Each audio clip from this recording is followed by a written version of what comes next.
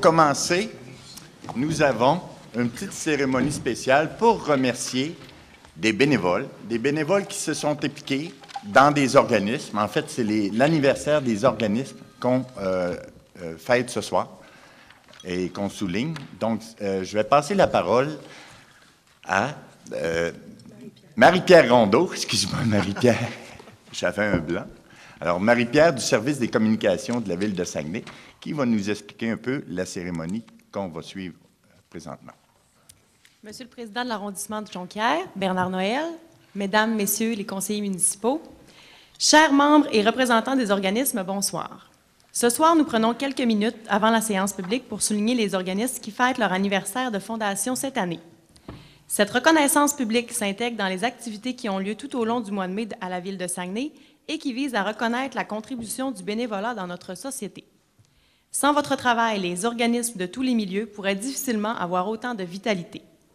Pour débuter, j'invite le président de la Fondation Tommy Harvey, M. Jerry Harvey, à venir nous rejoindre sur la scène.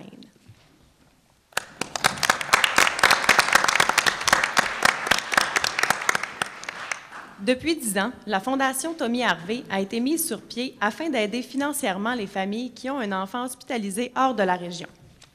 En octobre 2003, suite à des examens médicaux, José, mère de Tommy, se voit obligée de garder le lit durant sa grossesse et l'hôpital de Chicoutimi, ne pouvant pas prendre soin d'elle, la transfère d'urgence à Québec.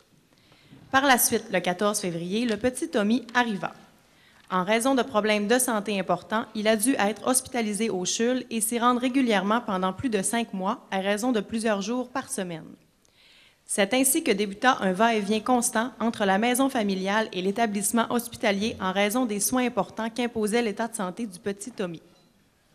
Des efforts inhumains ont été faits par l'entourage afin de trouver le financement nécessaire au traitement et aux nombreuses visites à l'hôpital. Situation déchirante et moralement très difficile qu'aucune famille ne devra avoir à traverser. Un soir, au domicile, le grand frère de 7 ans de Tommy, entendant parler ses parents de ces difficultés, lance l'idée de la création d'une fondation qui pourrait ainsi aider les gens vivant une situation similaire. La fondation a de cette façon prise forme et est utile à de multiples personnes aux prises avec une telle situation. Félicitations à M. Harvey et à tous les membres de sa famille pour la création de cette fondation.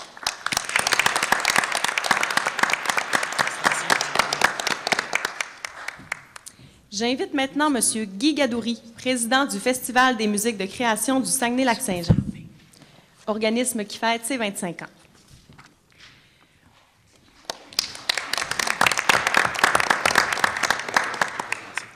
Modestement, le festival s'est construit et a su prendre et faire sa place dans le paysage de la diffusion des musiques de création au Québec, au Canada.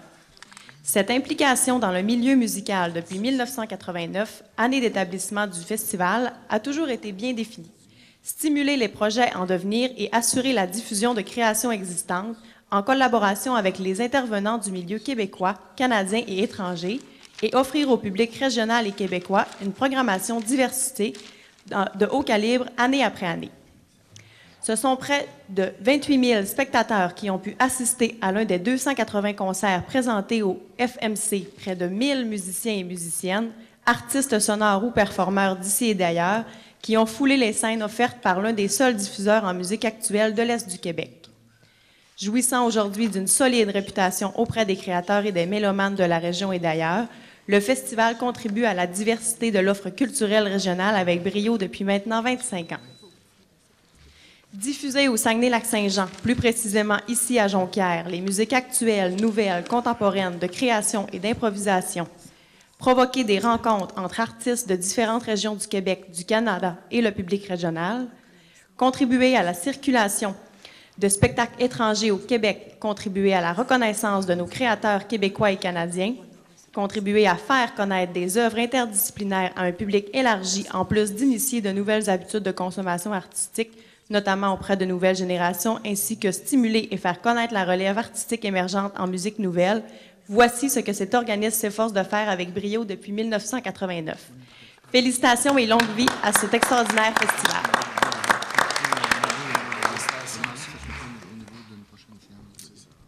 J'invite maintenant M. Yves Tremblay, président de la Ligue des droits et libertés de la personne du Saguenay-Lac-Saint-Jean.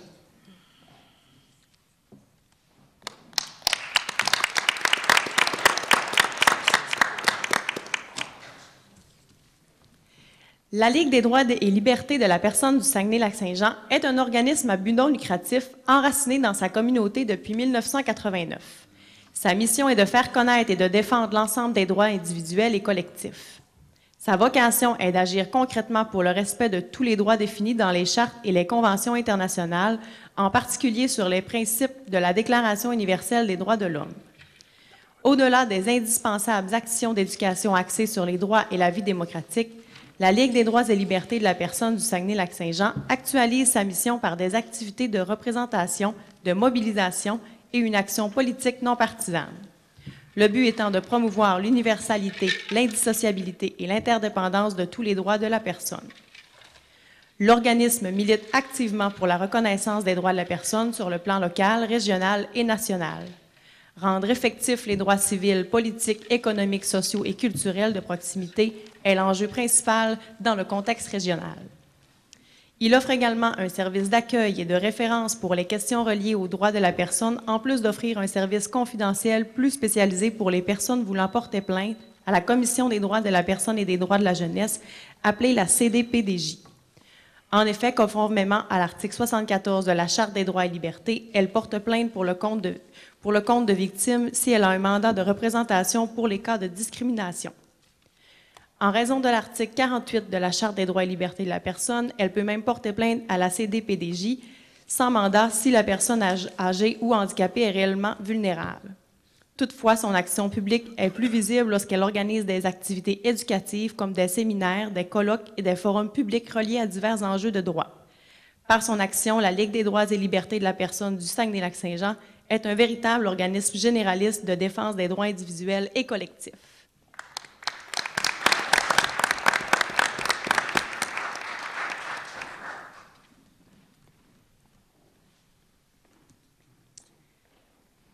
J'invite à présent Mme Rolande Lavoie, fondatrice de la Maison des jeunes de Chipcha.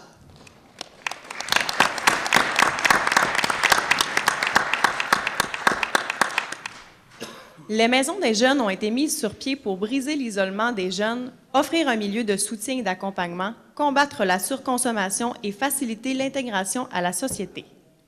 L'ouverture officielle de la Maison des jeunes a été faite en juillet 1989. Madame Lavoie a été élue comme conseillère municipale en novembre de la même année et le maire Régent Bergeron lui a donné la responsabilité de la Maison des jeunes, ce qu'elle a fait pendant 12 ans. Madame Lavoie a dû faire des démarches pour comprendre en quoi consistait la Maison des jeunes. Elle ne voulait pas que ce soit seulement un lieu de rencontre, mais elle souhaitait qu'il y ait des activités pour que les jeunes apprennent à monter des projets et développer leur sens des responsabilités.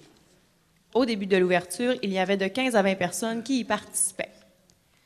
Par la suite, la direction a fait des demandes de subventions à plusieurs paliers de gouvernement afin d'avoir des animateurs durant toute l'année et durant la période estivale. Des jeunes ont appris à se connaître, à fraterniser, à se donner des défis, à devenir des hommes et des femmes responsables engagés dans leur milieu. Certains d'entre eux sont devenus des animateurs par leur implication bénévole, ce qui a aidé grandement à tenir le fort pendant plusieurs années. Ils ont monté des pièces de théâtre, organisé des voyages, des journées d'animation et des activités de toutes sortes. Ils avaient une grande participation de la part des jeunes et des parents. Il y avait également des rencontres regroupant plusieurs maisons de jeunes. Les responsables de ces maisons ont convenu rapidement de la nécessité d'unir leurs forces. À plusieurs reprises, des conférenciers venaient afin de sensibiliser les jeunes aux problèmes de la drogue et différents sujets. Certains jeunes adultes maintenant remercient encore la Maison des jeunes pour les avoir guidés et respectés. Pour s'occuper d'une maison des jeunes, il faut être à l'écoute, ne pas juger et surtout aimer les jeunes. Aujourd'hui, la Maison des jeunes a un local dans le nouveau centre multiservice de Chipcha. Vous pouvez être fière, Madame Lavoie, c'est une belle réussite. Bonne continuité.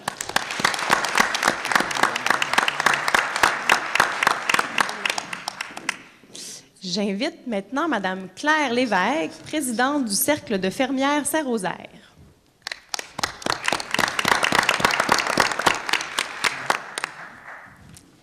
C'est le 2 novembre 1939 que le Cercle des fermières Saint-Rosaire rejoignit les Cercles de fermières du Québec, association qui aura 100 ans en 2015. Les CFQ ont pour mission le développement et l'épanouissement de la femme, la promotion des intérêts de la femme et de la famille, la promotion et la protection du patrimoine culturel et artisanal. Les fondatrices étaient une dizaine et sont maintenant 135 membres. atteignant même en 1984 250 membres. On baptisa le Cercle Saint-Rosaire en l'honneur du premier aumônier, l'abbé Rosaire Tremblay. Durant les premières années, l'aumônier et l'agronome Amel assistaient à toutes les réunions. En 1949, le Cercle fait front commun avec d'autres organismes pour l'ouverture de l'hôpital de Jonquière. Le Cercle, par l'entremise du service des loisirs de Jonquière, emménage au couvent des Saint-Anges. À la vente de celui-ci, le Cercle déménage au pavillon Saint-Raphaël, au rez-de-chaussée puis au premier étage. De 1987 à 2009, plus de 30 000 marionnettes ont été distribuées à l'hôpital de Jonquière, puis au CLSC pour la vaccination des enfants, et 80 foulards furent confectionnés pour les scouts. Depuis plusieurs années, des membres tricotent de petits bonnets et des couvertures pour remettre aux nouvelles mamans de l'hôpital de Chicoutimi. Chaque année, en association avec l'organisme Holo, ils donnent le montant nécessaire pour l'entretien d'un bébé. L'organisme encourage aussi Parcours de femmes, une association pour les femmes qui sont ou ont été atteintes de cancer, celle-ci étant fondée et administrée par une de leurs membres, Mme Georgette Girard. Bref, le Cercle de fermières Saint-Rosaire est depuis 1929 une association très active, présente dans le milieu, contribuant grandement à la transmission du patrimoine artisanal et à l'affût de nouvelles techniques. Félicitations à tous les bénévoles du Cercle des fermières et merci pour le travail accompli.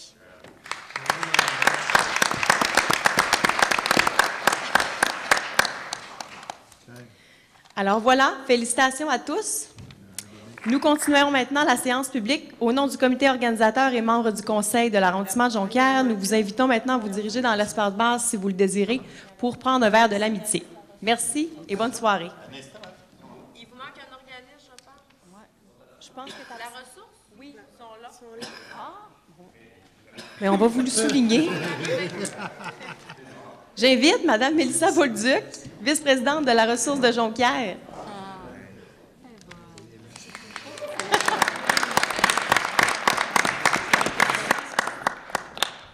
La ressource de Jonquière est née de l'idée d'un groupe d'intervenants qui souhaitaient offrir des services adaptés à des adultes vivant avec une déficience intellectuelle et ou physique et visant à développer leur autonomie et ce, dans divers domaines. Dans la vie quotidienne, il s'agit d'acquérir des habiletés domestiques et familiales. Aussi, tout est mis en œuvre pour permettre aux apprenants d'interagir socialement, que ce soit par le développement de l'estime de soi, de l'adaptation au changement ou encore par une bonne communication. La ressource de Jonquière préconise le développement de saines habitudes de vie, la responsabilité de leur domicile, la consommation responsable, la prévention du non-respect, de l'exploitation, de l'abus et l'utilisation des nouvelles technologies. Elle aide au développement d'habiletés permettant l'utilisation des ressources du milieu pour des situations de vie quotidiennes, d'urgence, de santé, l'utilisation des transports publics, les élections, etc. À quelques occasions dans l'année, les bénévoles organisent des sorties de groupe qui permettent de mettre en pratique les connaissances acquises. Ces adultes apprécient les visites aux musées, aux événements saisonniers et dans les sites touristiques. Depuis 25 ans, les activités de l'organisme sont possibles grâce au travail bénévole de ses membres. Félicitations! Alors, merci à tous. Bonne soirée. Alors, merci beaucoup, Marie-Pierre et René. Merci. Et les amis, là, Alain et... bon, j'ai un autre blanc de mémoire. Lise, excuse. Alors, nous allons poursuivre avec la lecture de l'ordre du jour. Donc, les reconnaissances sont faites. Adoption, point 2, adoption de l'ordre du jour. Point 3, procès-verbal et adoption du 3.1, séance ordinaire du 8 avril 2014 et de la séance extraordinaire du 22 avril 2014. Au point 4, l'adoption du comité consultatif d'urbanisme de l'arrondissement de Jonquière du 7 mai 2014. On a 5, au point 5, on a 9 points en dérogation mineure. Au point 6, on a un avis de motion, 7 avis de motion et premier projet de règlement, adoption. Et au point 8, consultation publique et adoption du deuxième projet de règlement.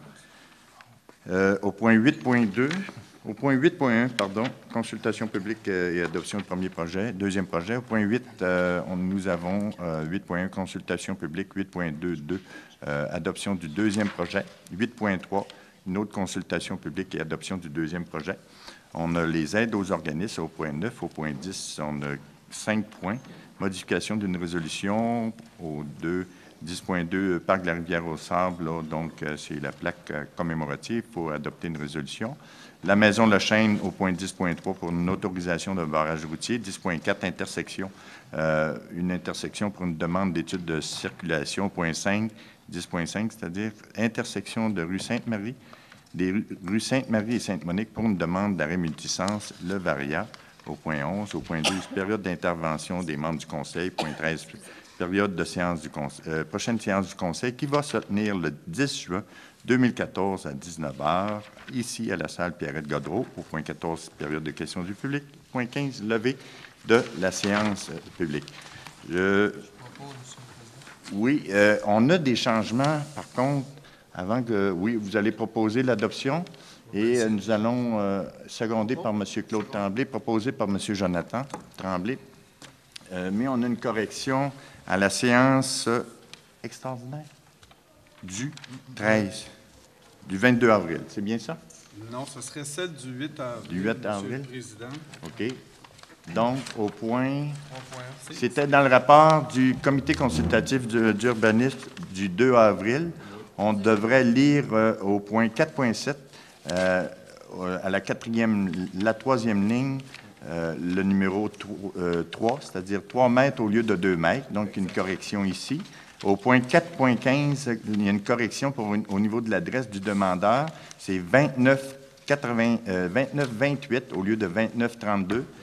Donc, à différents endroits, là, dans les considérants et dans l'acceptation, on devrait lire 2928 rue de la Traverse. Alors, les corrections, ça prend un proposeur. Donc, on va prendre les mêmes proposeurs et secondaires et appuyeurs, c'est-à-dire secondaire étant un anglicisme. Alors, c'est proposé par M. Jonathan Tremblay, appuyé de M.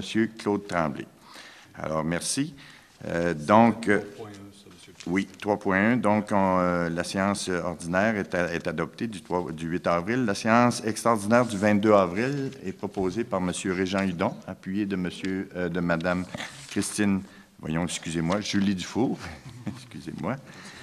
Au point 4, nous avons l'adoption du procès-verbal du CCU, Comité consultatif d'urbanisme de l'arrondissement de Jonquière, du 7 mai 2014. Et c'était exceptionnellement, c'était M. Claude Tremblay qui en présidait la séance de travail. Remplaçant, M. le Président. Oui, vous avez remplacé. La réunion a eu lieu le 7 mai. Oui. Au bureau de l'arrondissement. Il y avait plusieurs points à l'ordre du jour. Entre autres, le plan d'aménagement d'ensemble, on avait un point. Les amendements, on en avait une aussi. Et dérogations mineures, il y avait 13 dérogations mineures. Et PIA, il y en avait 6 demandes. Dans les dérogations mineures, on va retirer le point 5.12. OK. Est-ce que j'entends différer? Différé. D'accord. Oui, 5.12, on diffère. Si on a un proposeur... La raison pour laquelle on diffère, en fait, c'est que le demandeur a fait les travaux sans permis. Donc, ce n'est pas admissible pour le moment pour une dérogation mineure. Donc, il faudra que les services rencontrent le demandeur pour qu'il se conforme, en fait. Donc, c'est proposé par M. Tremblay et appuyé de M. Carl Dufault. Donc, c'est bien. Alors, il n'y a pas de questions pour le comité consultatif. Nous allons procéder au prochain point, à 5. Donc, pour les dérogations mineures.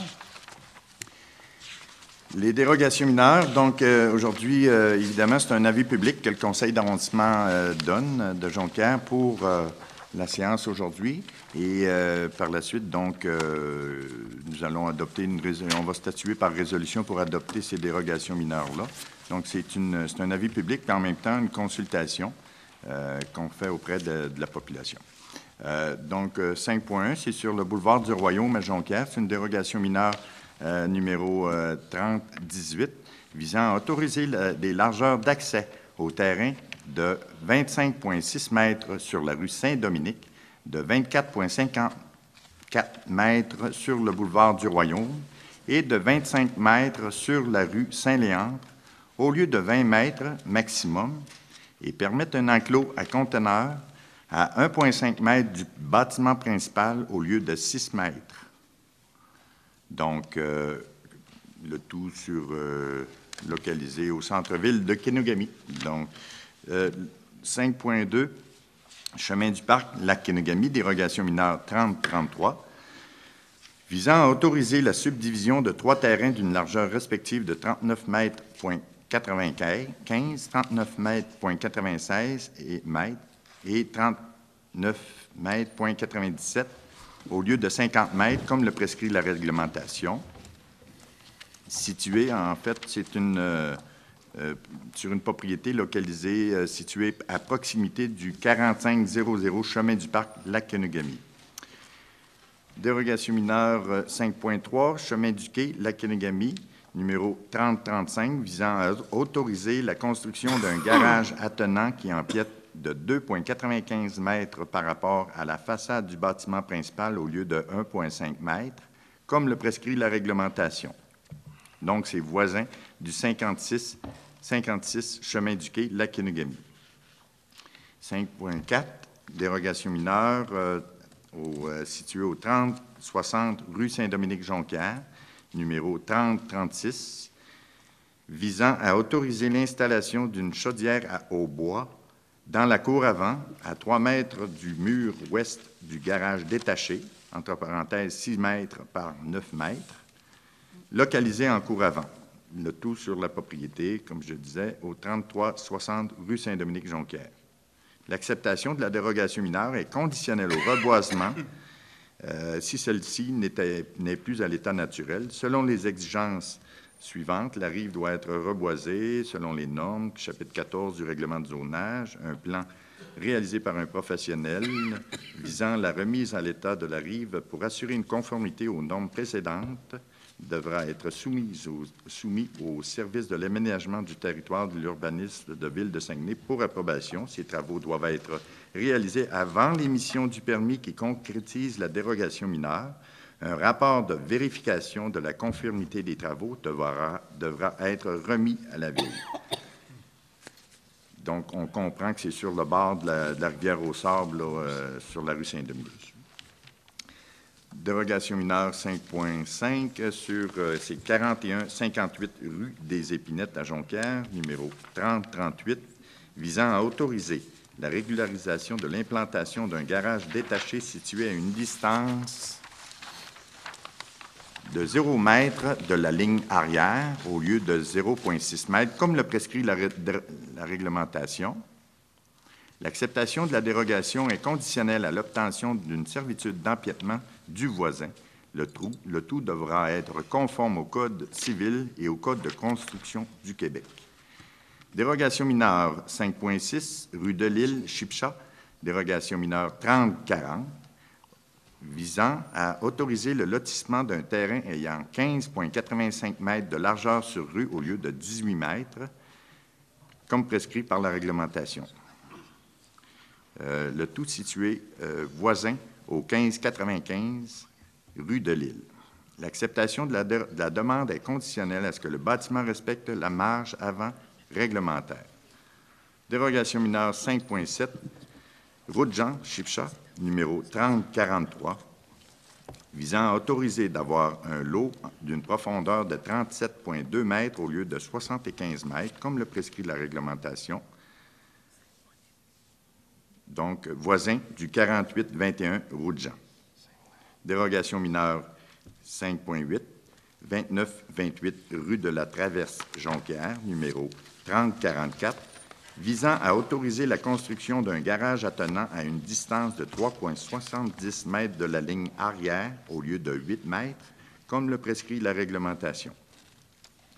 Dérogation mineure 5.9, 2606 rue des Garreaux, Jonquière, numéro 3045, visant à autoriser la construction d'une remise détachée en cour latérale sur rue à 3,15 mètres de la ligne avant au lieu de 5 mètres et permettre que la remise excède la façade du bâtiment principal voisin tel que décrit au plan accompagnant la demande, donc sur la propriété 2606 des Garreaux.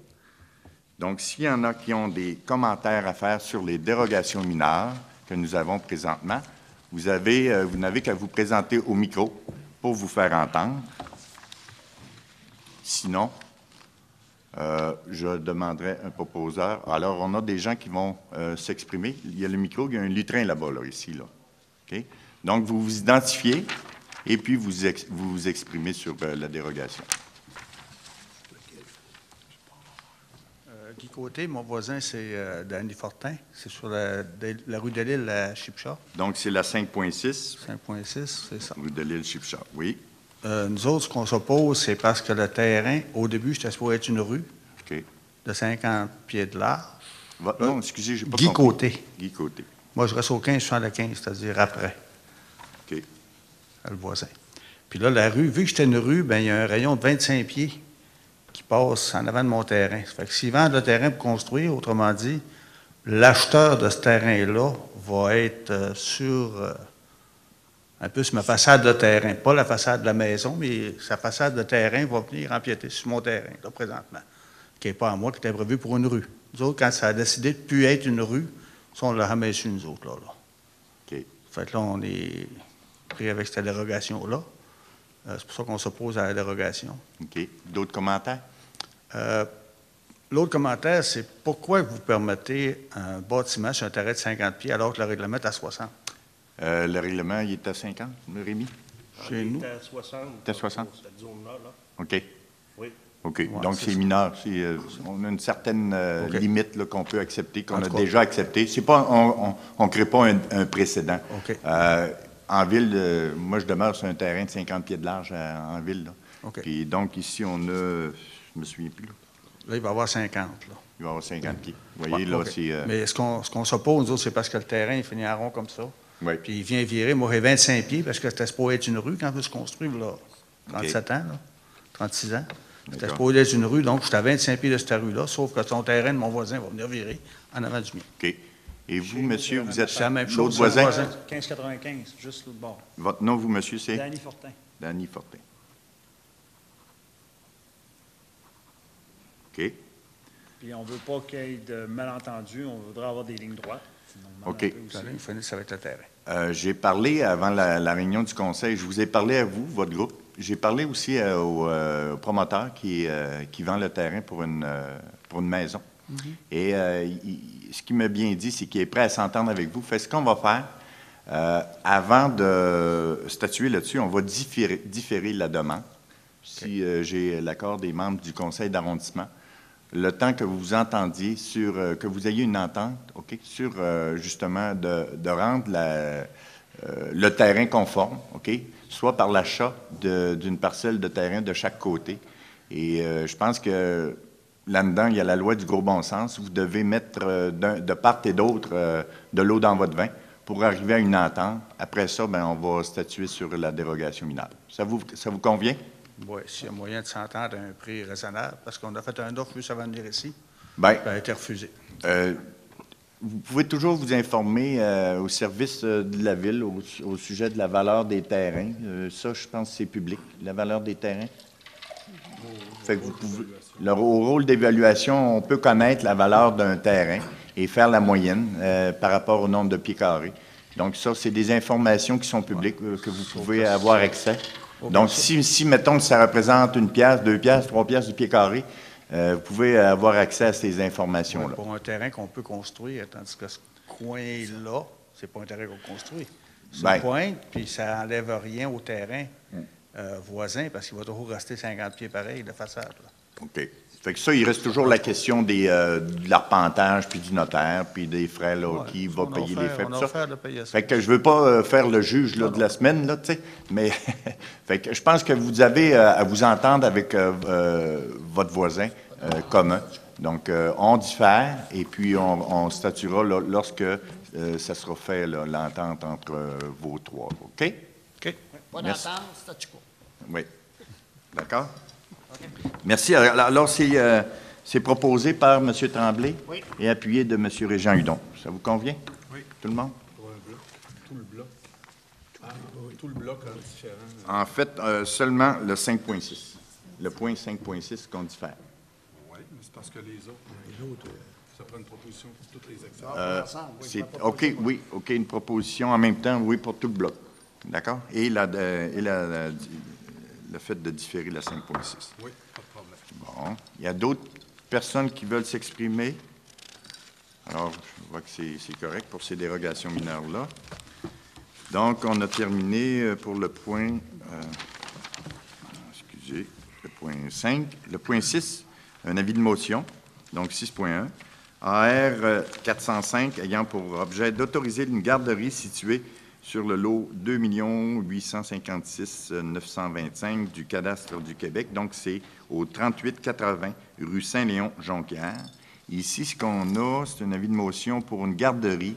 Donc, c'est sur la rue Léon. C'est l'ancienne auberge Beau Séjour au coin de la rue Saint-Léon et Sœur Wilfrid Laurier, tout près du Palais des Sports de Jonquière. Donc, c'est un avis de motion. Quelqu'un, c'est pour proposer l'avis de motion? M. Régent Hudon. Merci. Au point 7, on a l'avis de motion et l'adoption du premier règlement, premier projet de règlement.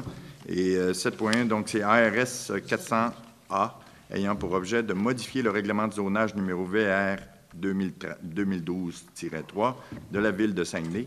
Donc, c'est des zones, là, ici, des zones d'habitation. Au 7.1, c'est l'avis de motion. Quelqu'un pour donner l'avis de motion? Monsieur Carl Dufour. Ce qu'on comprend ici, là, c'est d'interdire la construction en arrière-l'eau dans le quartier flamand et dans le vieux Saint-Philippe. Et adoption du premier projet, Monsieur Dufour, appuyé de Monsieur Jonathan Tremblay. D'accord? Des questions sur le projet? Ça va? OK. Au point 8, consultation publique et adoption du deuxième projet de règlement. Donc, 8.1 ARS 389B, ayant pour objet de modifier le règlement de zonage numéro VR 2012-3 de la ville de Saguenay. Donc, c'est dans la zone 6760, rue Saint-Dominique-Jonquière, ARS 389. Ici, 8.1, c'est une consultation publique et un deuxième projet. 8.1, c'est permettre, oui, c'est ça, c'est permettre l'habitation H6, ça veut dire 9 logements et plus. C'est un projet de l'OMH, l'Office municipal d'habitation. C'est au coin Saint-Dominique et Saint-Germain. Donc, c'est l'ancien garage Mazda, en bas de la première côte, comme on appelle, là, les gens qui sont habitués de la rue Saint-Dominique, la première côte à droite, pas loin de l'ancien bureau du docteur Lambert. Mon Dieu, je sors des hein? C'est le docteur Lambert qui m'a accouché. Excusez, quand je suis venu au monde, c'est lui que je pense qui a accouché tous les enfants. C'est pour ça que je m'en rappelle, son bureau était au côté de l'ancien garage Mazda. Excusez-moi. Bon. 8.2. Oui, alors s'il y en a qui ont des commentaires concernant ce projet, oui, bien, si je peux expliquer un peu le projet en même temps, c'est on permet de l'habitation H6, 9 logements et plus. En fait, l'ancien garage Mazda a été démoli et pour faire place à 2 bâtisses. La première bâtisse, donc, c'est 12 logements pour des personnes, des jeunes ménages avec enfants qui veulent retourner aux études. Donc, c'est le loyer, donc c'est l'Office municipal d'habitation, va être en proportion à leurs revenus, à leurs faibles revenus. La deuxième bâtisse, au rez-de-chaussée, il va y avoir un CPE, un centre de la petite enfance, donc une garderie. Et à l'étage, c'est pour le club de la FADOC Saint-Laurent, Madame Daniel? OK. Donc, une salle communautaire pour les activités de loisirs pour la FADOC Saint-Laurent. Donc, s'il y en a qui veulent s'exprimer sur... donc, c'est une consultation publique là. Sinon, alors je demanderai à un proposeur, M. Régent Hudon, appuyé de Mme Christine Boivin. Merci beaucoup. 8.2 ARS 390B ayant pour objet de modifier la réglementation, le règlement de zonage numéro VRS 2012-3 de la ville de Saguenay. Donc, c'est dans la zone 620-80 du boulevard Saint-François-Jonquière. C'est une consultation publique aussi et une adoption du deuxième règlement. Donc, ici, c'est de permettre le service S4, service particulier S4. C'est sur le boulevard Saint-François, donc c'est l'entreprise Protectron qui va être permise, là, cette activité-là, sur le boulevard Saint-François. C'est encore une consultation publique. S'il y en a qui veulent s'exprimer, vous êtes les bienvenus. Sinon, je vais avoir un proposeur en la personne de M. Carl Dufour, appuyé de M. Jonathan Tremblay. Merci beaucoup. 8.3 ARS 391B ayant pour objet de modifier le règlement de zonage numéro VRS, c'est-à-dire VSR 2012-3 de la Ville de Saguenay. C'est dans la zone 24-260 du chemin de la rivière au Sable, Lac-Kenegami. Et au 8.3.1, c'est une consultation publique. 8.3.2, c'est l'adoption du deuxième règlement. Ici, c'est d'agrandir une zone pour intégrer une partie du territoire qui n'avait pas été zonée. Donc, c'était une erreur au départ lors de la révision du plan de zonage. C'est proposé par Mme Christine Boivin, appuyé de Mme Julie Dufault. Oui. Les deux extrémités. Merci beaucoup. Au point 9, nous avons les aides financières aux organismes qui totalisent ce mois-ci à 60 006,54 $. Alors, quelqu'un pour poser? M. Régent Hudon. M. Noël, avant. Oui. Le deuxième ligne, Association Marie-Reine 203. OK. C'est écrit 250 $, mais c'est plutôt 350 $ leur demande. Alors, M. le greffier, bon vous allez faire la correction? Vous avez dit La deuxième. La deuxième. Association Marie-Reine 203. Une correction pour le montant. C'est 100 $ de plus. C'est 100 $ de plus. Donc, vous en faites la proposition? Oui. C'est tout pour les corrections? C'est appuyé de M. Jonathan Tremblay? Merci beaucoup. Au point 10, nous avons divers points. Donc, 10.1, modification de la résolution VS-AJ 2014-90 pour la AOJ 2014-166. 10.1, on va aller à cette résolution-là. Ma mémoire me joue des tours. OK. Donc, 10.1, c'est une aide financière qu'on avait faite à l'école polyvalente Arvida. Et la résolution, on devrait lire que ça doit être versé au club de gymnastique Jaco. Donc, il est résolu que l'arrondissement de Jonquière modifie sa résolution afin que l'aide financière au montant de 100 $ dans le budget du conseiller Carl Dufour soit versée au club de gymnastique Jaco. Alors, c'est proposé par M. Carl Dufour, appuyé par Mme Julie Dufour. Au point 10.2, c'est pour adopter une résolution pour la plaque commémorative Parc de la Rivière-aux-Sables. Donc, vous vous souvenez ça avait fait l'objet d'une petite publicité dans les journaux, là, d'un article, un ou deux. Et c'est pour faire une plaque commémorative pour le groupe Volk-Voigt, originaire de Jonquière, qui se sont illustrés sur la scène internationale. Donc, cette plaque va se retrouver au parc de la Rivière-aux-Sables. L'endroit reste à déterminer, puis cette plaque va être remise sur la scène le soir de leur spectacle là, à Jonquière en musique. Et donc, que le conseil d'arrondissement de Jonquière mandate M. Jeannot Allard du service des communications à s'occuper du dossier en collaboration avec Mme Caroline Fortin du service des arts et M. Jonathan Tremblay, président du Conseil des arts et de la culture de la Ville de Saguenay. Et je vais aussi, parce que j'avais exprimé le désir d'être près de cette organisation-là, je vais m'ajouter si vous permettez, et comme président de l'arrondissement, suivre le dossier également. Vous accompagnez. Juste une petite correction, Monsieur le Président. Oui. Je ne suis pas président du Conseil des arts. Je suis membre du Conseil des arts, mais je vais être là comme président de la Commission des arts et de la culture. Oui, c'est plutôt ça. C'est pas tout à fait la même chose, mais... de la Commission. Je vais être présent, par exemple. De la Commission des arts et de la culture. Des arts et de la culture, pas du communautaire, seulement des arts et de la culture. C'est le service des arts, de la culture et du communautaire, et le communautaire est à part. OK. Alors, c'est proposé par M. Jonathan. Avec la correction, M. Jonathan? Oui. OK. Appuyé de Mme Julie Dufault. Merci. Au point 10.3, nous avons une autorisation pour un barrage routier. Donc, c'est à la demande de M. André Tremblay, président du projet de la Maison Le Chêne, et la résolution que le conseil d'arrondissement autorise à titre exceptionnel le droit d'effectuer un barrage routier seulement, et ça, avec la collaboration de la Régie des événements de la Ville de Saguenay, afin de respecter les secteurs déterminés par celle-ci et afin que ça soit fait dans les règles de l'art de la sécurité. Alors, quelqu'un pour proposer? M. Régent Hudon, appuyé de Mme Christine Boivin. Merci beaucoup. Oui, je dis de façon exceptionnelle parce qu'on n'autorise pas de barrage routier additionnel. On en a, je pense, statué 7 ou 8, que c'est toujours les mêmes annuellement. C'est pour des causes humanitaires, généralement.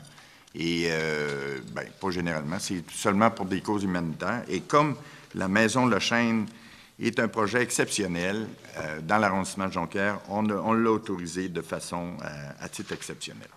Voilà.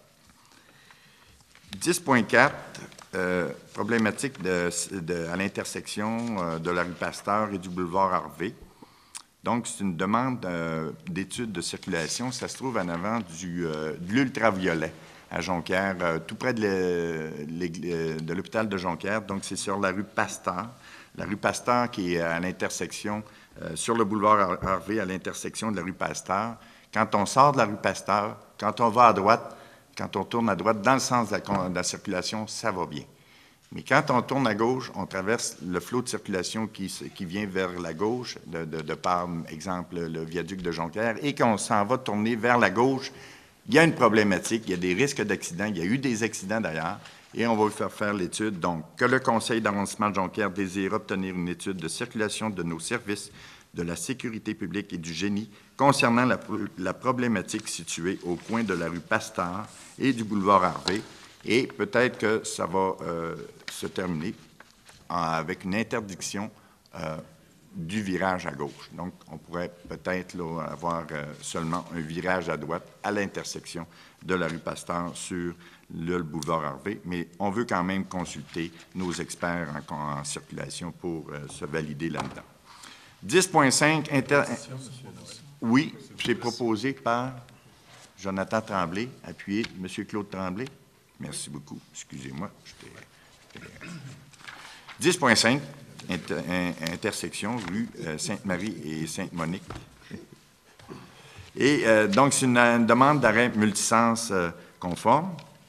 Vous savez, quand on fait une demande d'arrêt multisens, quand on installe des arrêts multisens, il faut le faire par résolution. Parce que si, mettons, les policiers interviennent et donnent un billet d'infraction pour quelqu'un qui n'aurait pas respecté l'arrêt multisens, l'arrêt stop, donc il pourrait contester, il pourrait gagner la personne qui a le mandat. Donc, il faut avoir, pour que ça soit légal, ça prend une résolution du conseil d'arrondissement et c'est pour ça aujourd'hui qu'on va statuer par résolution. Et donc, le conseil d'arrondissement autorise le service des travaux publics à procéder à la mise en place d'un arrêt multisens à l'intersection des rues Sainte-Marie et Sainte-Monique. Donc, c'est proposé par M. Cardufour, appuyé de M. Régent Hudon. Merci beaucoup. On est rendu, donc, au point Varia. Il n'y a pas de point Varia.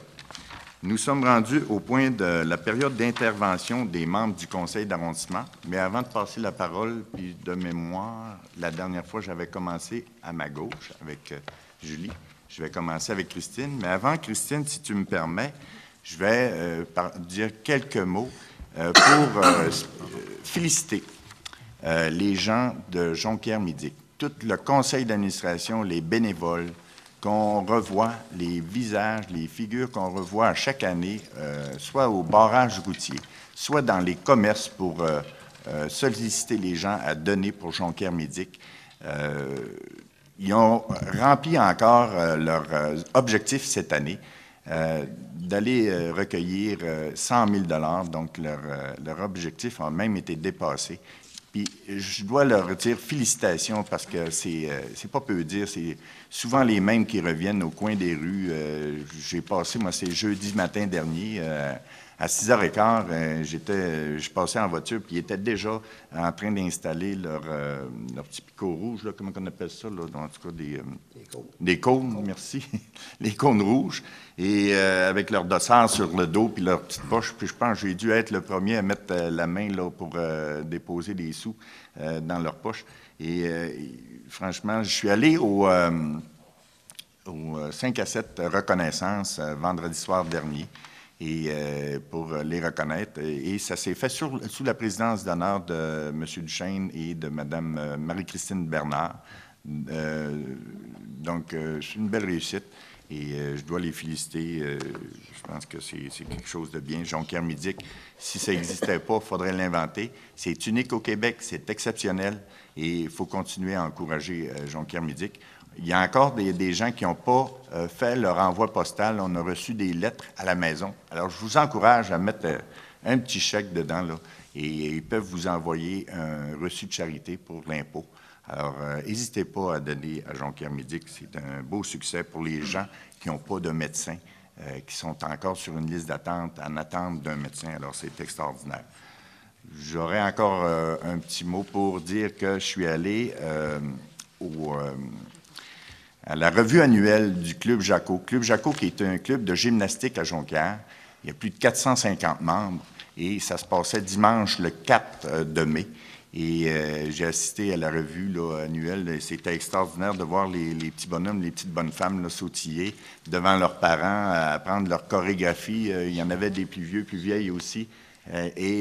Franchement, la rue Colbert, sur laquelle se trouve le club de gymnastique Jaco, pas loin de l'ancien Potvin-Bouchard, la rue était... Il n'y avait plus de stationnement. Je pense que j'ai dû parcourir 1 kilomètre là, pour réussir à trouver un stationnement. Par la suite, je me suis rendu à Shipsha, à l'inauguration du musée pour, en fait, la commémoration là, de Saint-Jean-Vianney. Le séisme qui est arrivé là, à Saint-Jean-Vianney à l'époque, là, je pense que c'était 40 ans plus tôt. C'est 40 ans? C'est glissement de terrain. C'était 60 ans. Hey. 40 ans. 43 ans. En tout cas, OK, c'est pas loin. Ben moi, j'avais 15 ans à ce moment-là. Je m'en souviens, mais je me souviens pas comment ça fait d'années. Ça fait trop d'années. Alors, j'ai trouvé ça magnifique, là, le musée, là. C'est intéressant pour le glissement de terrain. Alors, félicitations aux gens qui ont pensé à ça, qui ont inauguré ça aussi, les bénévoles qui œuvrent là-dedans.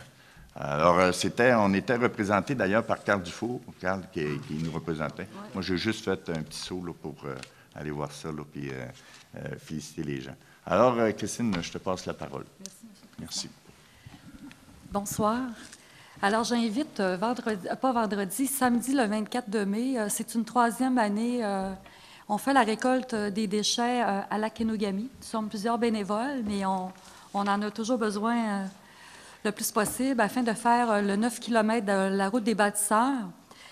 Et puis, à chaque année, on a des surprises. On a quand même environ 3 camions remplis de déchets. Alors, les cyclistes, les randonneurs, les automobilistes, bien, vous êtes les bienvenus à se joindre à notre groupe. Et puis, tout nouveau, à Lac-Kenogami, il va y avoir en fait, c'est une coopérative jeunesse de services. Ils vont pouvoir, en fait, ça crée des emplois d'été à des jeunes. Et puis, ils vont aller, le but, c'est d'aller offrir les services à des personnes auxquelles ils ne peuvent tondre leur gazon, ramassage des déchets, ramassage des feuilles. Alors, c'est tout nouveau. Et puis, ils sont parrainés par la coop du Lac-Kenogami. Alors, merci. Merci beaucoup. Oui. Mme Boivin, M. Tremblay. 2 points. Les gens du coin, du quartier, des Myrtilles, vous savez que dans ce secteur-là, il y a quelques années, on a eu des problèmes par rapport à une montagne de roches. Il y avait eu des reportages dans les journaux là, quelques années. Ah oui. Et c'est un dossier assez qu'on avait arrêté le projet du promoteur à l'exécutif. On avait une résolution qu'on avait tout arrêté ça tant que cette montagne de roches-là ne sera pas éliminée.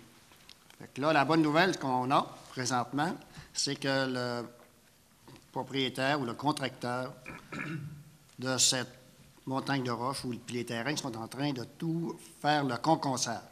Mais avant d'arriver là, il y a eu, fallait avoir l'autorisation du ministère de l'Environnement, la Ville, le CCU de la Ville aussi est dans ça. Ça fait que c'est très bien géré.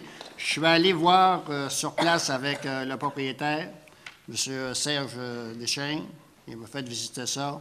Et franchement, là, c'est fait dans les règles de l'art. Souvent, il y a eu peut-être des divergences d'opinion assez fortes, mais là, franchement, là, je tiens à le féliciter, en tout cas présentement. Puis, en plus, les gens qui demeurent dans le secteur, ça se fait correctement dans le sens que c'est de 8 h le matin à 5 h le soir, du lundi au vendredi. Ça devrait être terminé au mois de juin. Il ne faut pas dire de date exacte, mais normalement, dans les premières semaines de juin, on devrait avoir ce projet-là terminé.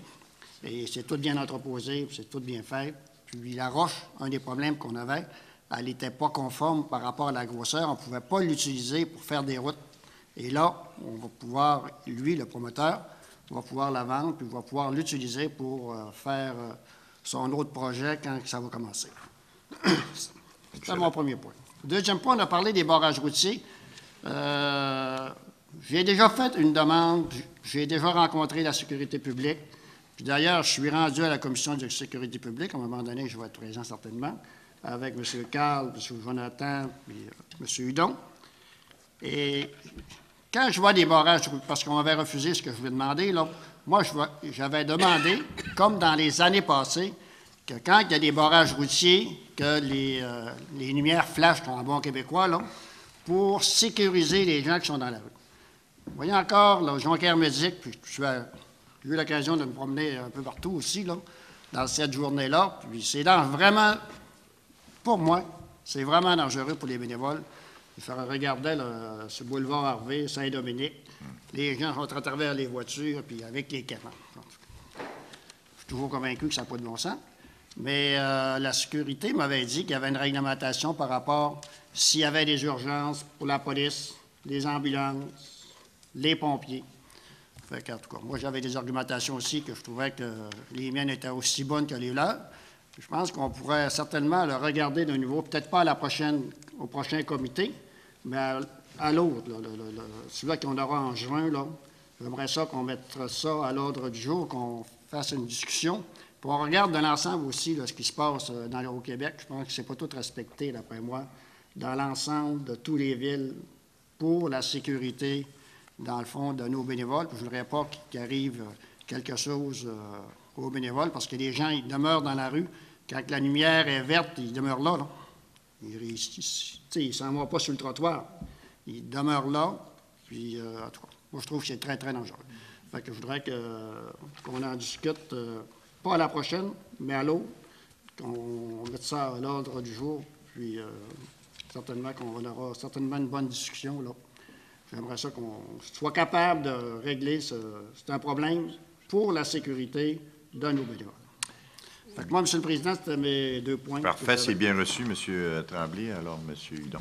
Merci. Merci, M. le Président.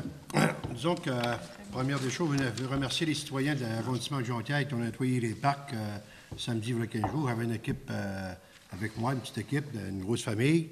On était plusieurs, on a fait les 3 parcs. C'était très, très agréable. Deuxième affaire, en ce moment, on fait les balayages de rue dans les rues. Ça passe la nuit aussi, la balayeuse. Puis il y a des voitures qui sont encore stationnées, que c'est loté, là. Il y en a qui se packent encore dans les rues, ils ont le droit. Sauf que quand la balayeuse passe, ça ne repassera pas le lendemain matin, on va passer dans de 2 mois. C'est une petite affaire que je veux dire pour que les citoyens, en tout cas, essayent de mettre leur voiture dans la cour, peut-être que la balayeuse n'a pas passé, parce qu'il y a dans la rue Pelletier, il y en a qui ont. La balayeuse a passé de nuit, ils travaillent jour et nuit, les balayeuses. Ça fait qu'il a passé, puis ça reste là. Il y a 3 ou 4 voisins, en tout cas, ils ont beaucoup de sable en avant. En tout cas, j'ai demandé au service de regarder quand ils passent dans le coin des hirondelles, d'aller faire un petit détour. Deuxième affaire. Troisième affaire, la rue Saint-Dominique, en face du Sapal, il y a des gens qui m'ont demandé un trottoir. Malheureusement, il faut que je dise non parce que je n'ai plus d'enveloppe discrétionnaire. Je l'ai perdu, je ne sais pas pourquoi, mais en tout cas, disons qu'on va passer là-dessus, sauf qu'il y a d'autres choses qu'on peut faire. Je sais que dans le temps, il y avait des bollards dans le coin de Sapal, envers Sapal, pour les bicycles cyclistes. Je ne sais pas ce qui s'est passé. Ils ont été enlevés.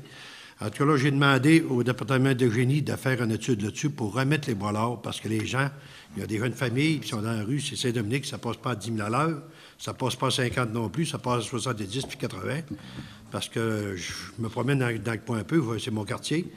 Et puis, il y en a qui fument quand ils sont derrière de moi, parce que moi, je suis à la limite, ça fait que je les fais patienter, ça ne m'énerve pas. Puis un beau gros camion, ça ne m'énerve pas non plus. Après ça, en tout cas, c'est peut-être pour dire ça un peu. Ça fait que, disons que les citoyens de ce coin-là, qui ne soient pas inquiets, on travaille pour essayer d'arranger, pour leur accommoder quelque chose. Fait que c'est tout, M. le Président. Mais c'est vrai qu'il y avait des bollards pour protéger les cyclistes et les piétons. Oui, puis ils ont pu. Oui. C'est pas la seule place qu'il y avait des bollards puis qu'ils ont pu. Il va falloir regarder ça. Là, ça a été demandé, M. le Président. Oui. Vous faites bien aussi de souligner le fait que l'équipe des travaux publics présentement procède au balayage des rues, mais aussi des pistes cyclables 24 heures sur 24, sauf le samedi et le dimanche. Donc, la semaine, là, 24 heures sur 24, je demande aux gens d'être patients. Ils vont finir par en voir le bout là, du balayage là, puis du nettoyage du printemps. Le printemps a été tardif, là, puis on souhaite que ça se réalise, là, ça se finalise le plus tôt possible, parce que là, on voit encore des bouts de pistes cyclables, des rues qui sont encore pleines de roches et de sable, là, donc ça va se terminer bientôt. Monsieur Dufour, à votre tour. Merci. J'ai quelques points. Pour commencer, je tiens à féliciter tous les citoyens qui ont été reconnus ce soir là, pour leur travail effectué pendant toutes ces années. À titre de bénévole, je pense que des bénévoles, on n'en a jamais assez. Puis, c'est tellement eux qui soutiennent là, à faire sortir des gens de chez eux parfois. Donc, félicitations encore, puis continuez. Oui, absolument. Je voudrais commencer par vous parler vendredi prochain, le 23 mai, de 14h30 à 16h30. On a une campagne qu'on va avoir pour la circulation, la vitesse, derrière, dans le quartier Sainte-Thérèse, derrière l'église. C'est une campagne de sensibilisation pour la vitesse, conjointement avec Rio Tinto Alcan. On sait que c'est un parc le parc Lévesque qu'on a construit dernièrement, les dernières années, puis il y a beaucoup d'achalandage. Puis c'est une entrée et une sortie pratiquement des travailleurs de RTA. Donc, et même pour les gens de quartier, des fois, ça circule quand même assez rapidement. Donc, on fait une campagne. Je vais avoir des policiers avec moi qui vont être là. En principe, je devrais avoir une ambulance aussi. On devrait avoir également les gens de RTA qui vont être sur place. Donc, on va faire une bonne campagne de sensibilisation. Puis je pense que c'est important, autour des parcs puis des écoles, de ralentir. Même les directeurs d'usine vont être là. Oui, les directeurs d'usine vont être avec nous. Donc, j'invite les membres du conseil, si vous voulez venir là, participer à cette journée-là, je pense que ça serait bien apprécié. Puis les citoyens du secteur, naturellement, qui veulent y être, ils sont les bienvenus. Mon deuxième point, j'aimerais parler. Naturellement, on a la fête d'Arvida qui va être le 6 et 7 juin, qui se tient toujours annuellement depuis, ça va être la 4e année au Carré Davis. Je n'ai pas le programme parce qu'ils me l'ont caché un peu, mais je sais qu'on va avoir encore sur 2 journées, là, il va y avoir le fameux Michoui qu'on a à chaque année. On va avoir des artistes invités. Les Fous du Roi vont être là. Il va y avoir des jeux gonflables pour les enfants. Donc, c'est une super belle activité. Ça se tient depuis 4 ans, puis c'est toujours un succès. On a plusieurs milliers de personnes qui passent. Donc, j'invite encore une fois tout le monde là, qui veut participer, même si c'est Arvida. Je pense qu'on a un centre-ville qui est parfait pour ce genre de petites fêtes de quartier, fêtes estivales. Donc, encore une fois, j'invite tout le monde. Beau temps, mauvais temps, parce qu'il va y avoir un grand chapiteau. Il y a un grand chapiteau, donc... Carré Davis. J'aimerais parler... Là, j'aimerais vous dire, juste avant de terminer, on a la tournée des travaux qui va débuter pour tous les conseillers. Moi, ma période est le 3 juin. Une bonne partie de la journée, je vais passer avec le technicien de la ville là, pour regarder tout ce qu'on peut faire comme travaux mineurs. Donc, encore une fois, j'ai quand même une bonne liste déjà d'accumuler. Mais toujours, des fois, s'il y en a qui ont des problématiques là, dans leur secteur, des fois, c'est des accumulations d'eau, une bordure qui est en mauvais état, des choses comme ça, un peu de pavage, des fois aussi. On a toujours nos budgets. Donc, mon numéro de cellulaire, s'il y en a qui ont besoin encore, 540-0979. Vous pouvez me rejoindre en tout temps, puis on va mettre ça sur la liste de travaux. Moi, j'ai commencé ce matin. Oui. Je l'ai fait ce matin avec Mme Godin et notre technicien qui va prendre sa retraite là, début juillet, Nelson Bouchard. M. Nelson. Un futur nouveau retraité. Donc, c'est sa dernière occasion de faire la tournée des quartiers avec nous autres. C'était un très, très bon travailleur pour la ville. Il nous reste encore un montant de 42 500 $ qu'on peut investir là, pour des corrections. Absolument. C'est pas beaucoup, mais c'est mieux que rien. On passe quand même nos années, quand même. Oui. OK. Mon dernier point, M. le Président, là, je m'adresse peut-être comme à titre de président de la Commission de la sécurité publique. Vous avez pu voir dans le journal dernièrement M. Danny Bellemare, puis Brenda Boivin. qui ont sauvé un homme qui coulait dans le lac Kenogami. Donc, il avait tombé de son pédalo, si j'ai bien compris, son embarcation, en tout cas. Donc, il a été sauvé par ces deux personnes-là. J'aimerais ça peut-être là, de regarder avec les services si ce ne serait pas moyen d'honorer ces deux gens-là à venir donner un mérite là, pour un certificat de reconnaissance là, pour l'acte de bravoure qu'ils ont fait finalement. Bon. Parce que le monsieur, quand même, il y en a un, surtout, là, j'ai lu un petit peu l'article, il a risqué sa vie aussi un peu. Il s'est tiré dans l'eau, puis c'était quand même assez froid le lac Kenogami dans ces temps-là. Peut-être la prochaine séance là, de ville ou d'arrondissement, peu importe. On en prend note. Ce serait intéressant pour lui. C'est tout pour moi. Merci. Merci beaucoup, M. Dufour. Alors, M. Jonathan Tremblay. Merci beaucoup. Moi aussi, je vais prendre la parole beaucoup en tant que président de la Commission des arts. On dirait que le mois d'avril et le mois de mai, il y a beaucoup d'événements. Je ne sais pas si c'est avant l'été, la période estivale, mais il y en a eu énormément. Alors, j'ai plusieurs organisations à féliciter, dont le Patro de Jonquière qui a tenu son événement culturel dans la fin de semaine du 12 avril. J'ai aussi pu assister au lancement de la programmation. Justement, monsieur était là ce soir là, pour le Festival de musique de création qui a lieu du 15 au 24 mai. Donc, soir hommage à monsieur Dumont le 15 mai, justement, jeudi cette semaine. Ensuite, je voudrais souligner félicitations pour le théâtre La Rubrique, qui est dans mon secteur aussi, là, dont je suis bien fier, qui a remporté un prix au Gala du mérite économique cette année. Ça tombe bien, c'est quand même leur 35e anniversaire cette année, donc je voulais souligner là, leur réussite. J'ai eu le privilège, je vous avais parlé là, à peu près 2 mois, que les Sœurs du Bon Pasteur avaient légué un piano des années, je crois, 1922. Il y avait le spectacle je pense que c'est dimanche, il y a 2 semaines. Il y a eu l'inauguration du piano avec le pianiste Pierre Tremblay, la chorale Saint-Raphaël et Mme Gervaise Tremblay. C'était un très beau spectacle gratuit en plus pour la population. L'église Saint-Raphaël était pleine. Puis c'était un très bel événement. Alors merci encore une fois aux Sœurs du Bon Pasteur. Il y a eu également Jeunesse musicale qui est réservée aux gens qui sont abonnés là, pour leur 60e anniversaire, un spectacle très original ici, à la salle Pierrette-Godreau, qui ont fait aussi honneur à des gens qui ont déjà passé par Jeunesse musicale Canada. C'était un très bel événement qu'ils ont donné. Alors, c'était vraiment un très beau mois. Je fais peut-être le lien avec la sécurité publique.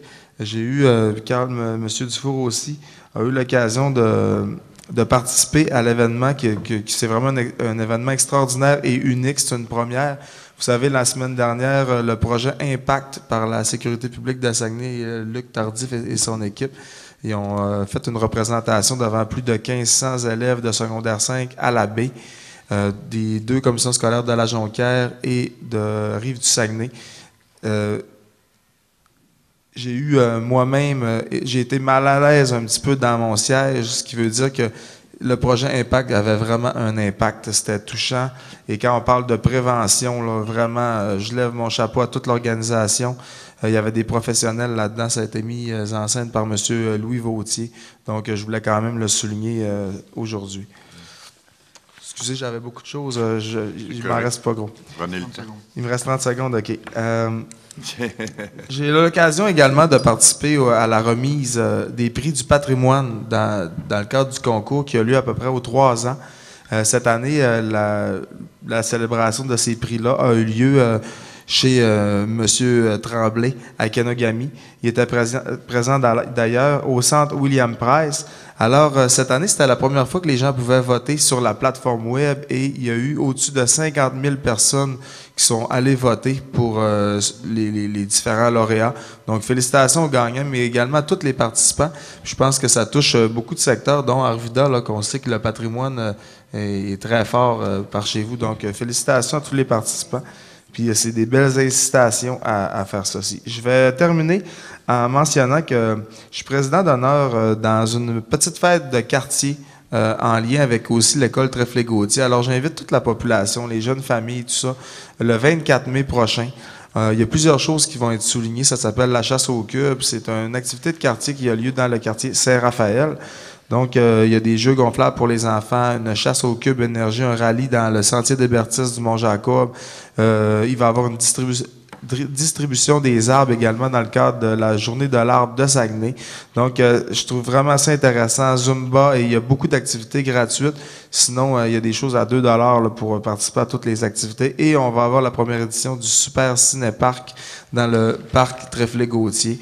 Donc, je suis très, très heureux d'inviter la population à se joindre à nous pour ce bel événement. Donc, tous les profits seront pour la bibliothèque de l'école Trèfle-Gautier. Voilà, c'est tout. Merci beaucoup. Merci beaucoup, M. Tremblay. Mme Dufault? Je serai très brève, Oui. M. le Président. J'ai la chance d'avoir des collègues qui oublient absolument rien ou presque. Donc, peut-être juste 2 petits points.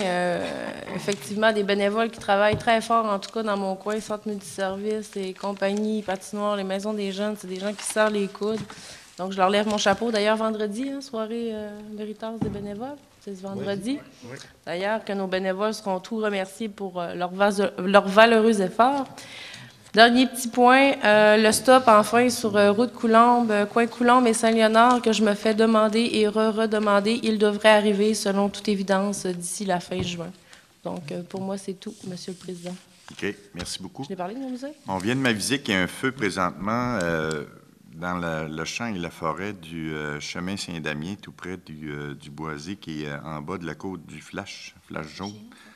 À la hauteur, oui, où il y a de la gravelle, 4 camions de pompiers. Bien, j'en profiterai pour demander aux gens qui nous écoutent ou les gens dans la salle que si on constate à cette période-ci, ça arrive souvent qu'il y en a qui brûlent des choses là, dans des champs ou sur leur gazon à la maison ou peu importe. D'éviter de faire ça parce que c'est dangereux. Quand il y a il y a des périodes de sécheresse, peut-être moins cette année, là, mais on va peut-être en vivre là, pour les prochaines semaines, alors d'être très prudent à ce niveau-là. Je voudrais aussi préciser que, Jonathan, jeudi soir, tu vas nous représenter l'arrondissement de Jonquière parce qu'on a une autre activité cette soirée-là. Donc, pour la soirée, hommage à M. Pierre Dumont, cofondateur de le musique, comment on dit ça, le musique... Il est fondateur aussi du Conseil des Arts. Conseil des Arts aussi. Festival de musique de création, OK. Et je voudrais rappeler aussi à la population et aux membres du conseil d'arrondissement de ne pas oublier d'être présents à la soirée reconnaissance des bénévoles de l'arrondissement de Jonquière qui a lieu vendredi soir à l'hôtel Delta. Donc, je vous invite à être présent très tôt parce que les bénévoles arrivent très tôt et ils aiment bien ça d'être accueillis par les membres du conseil d'arrondissement qui les reçoivent. Et c'est les bénévoles de l'année de chaque organisation qu'on reçoit. Donc, c'est près de 1000 personnes qui festoient là, pour cette soirée qu'on reçoit. Et c'est une soirée qui est très prisée par les bénévoles. Alors, merci beaucoup. Donc, la période d'intervention des membres du conseil vient de prendre fin. S'il y en a qui ont des questions, on est rendu à la période de questions du public. Alors, vous pouvez vous présenter au micro, vous identifier et vous poser une question. Mon nom est Guy Vigneault, Monsieur le Président. Oui, Monsieur Vigneault. Je suis fatigué d'avoir des routes Saint-Dominique, l'asphalte si magané. Je sais que le maire a dit qu'il allait diminuer vos mandats. Est-ce que vous avez un budget réaliste pour faire de l'asphalte cette année? Oui. Est-ce que vous allez avoir de l'argent pour faire de l'asphalte dans la rue Saint-Dominique? Au moins, c'est la rue principale de Jonquière, puis c'est un désastre. Oui, d'ailleurs, on se l'a 4 fois par jour. Il y a un monsieur qui m'a appelé du Lac-Kenegami cette semaine. Je l'ai référé à Mme Danielle Godin et qui va faire en sorte de faire suivre la demande auprès de la direction du service des travaux. Est-ce que vous avez de l'argent pour de l'asphalte cette année? Oui. Plusieurs millions? Oui, il y a 4 millions, 4,5, je pense, millions. Est-ce qu'on va l'avoir seulement en septembre ou si on va l'avoir au mois de juin? Bien, j'espère que ça va être le plus tôt possible parce que, écoutez, en mois de septembre, ça ne donne pas grand-chose. Il reste quelques mois avant les neiges, donc c'est mieux de l'avoir tôt en saison. Donc, les plans d'asphalte vont ouvrir, j'imagine, peut-être qu'ils sont déjà ouverts là, avec la température qu'on vient de vivre aujourd'hui, là. Donc, ça va être dans les prochains jours s'ils ne sont pas encore ouverts, les plans d'asphalte. Mais évidemment, il faut qu'ils attendent que le sol soit dégelé. Puis cette année, le sol a gelé à une profondeur de 6 pieds comparativement à 4 pieds par les autres années. On a même des rues, là, des pistes cyclables qui ont gonflé, chose qui ne se faisait pas dans le passé. Donc, c'est une saison qui n'a pas été facile. On va vous laisser encore la chance. Oui, merci. J'ai demandé, il y a 2 mois, sur vos contrats pour l'hiver, absolument sur vos contrats, inscrire au moins un souffleur qui va passer 4 fois dans l'hiver. Parce qu'avec une petite gratte en avant d'un petit camion, ils ne sont pas capables d'éloigner la neige. Et s'ils pourraient passer 4 fois dans l'hiver, avec un souffleur, ça pourrait dégager les chemins. Ça donne bien que vous en parliez, M. Vigneault. On a eu la visite de la Direction des travaux publics il y a à peu près 3 semaines, je dirais, pour nous présenter le nouveau plan de déneigement. Il y a eu une analyse approfondie qui a été faite, puis maintenant, ils ont une nouvelle approche qui ne nous parle pas en fait, ils ne nous parlent pas de la fréquence du souffleur, mais ce qu'ils nous parlent, c'est de la largeur normale d'une rue.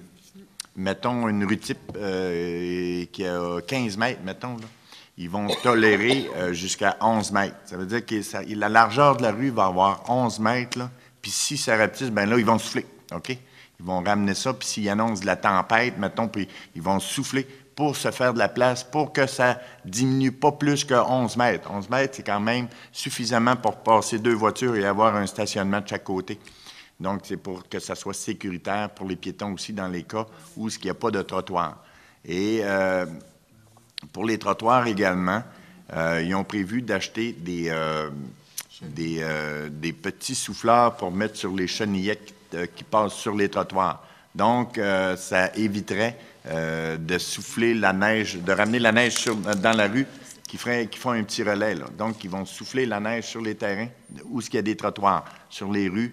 Ils vont prioriser, évidemment, les quartiers, les secteurs où il y a des écoles, des églises, des centres-villes, pour permettre aux piétons de circuler, les jeunes autour des écoles de circuler en toute sécurité. Et aussi, ils toléraient jusqu'à 4 cm, si ma mémoire est bonne, c'est bien ça, 4 cm pour le seuil de la rue. Maintenant, ils ont ramené ça à 2 cm.